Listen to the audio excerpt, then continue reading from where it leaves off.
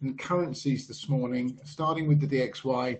So not really done much this morning, but we got that lovely push up out of the 886 reversal or sorry, hit on that into that ABC yesterday. So I'm looking higher. We need to take the B wave top out next, but I'm still looking up to this 97.55 to 97.90 for the larger one. So looking for continued upside.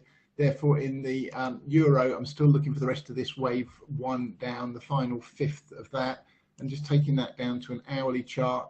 So yesterday we got that hit on the 618, and we're coming down nicely now. So again, it's a diagonal. We're looking for an A, B, C down. Not interested in trading it down. Might be interested in a long trade once we get there, but we've got probably a little way to go yet in terms of time before that's done.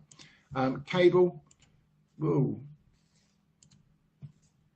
So I think this wave one up should finally be in. I'm just looking for a small pullback in this 2 of the C of the larger 2, and then the 3, 4, 5. The trade with stalking is the much bigger short, but if any of you want that trade, watch these retrace fibs on the hourly chart. Hit and hold one within the target zone gives you your long entry for the rest of the move up in cable.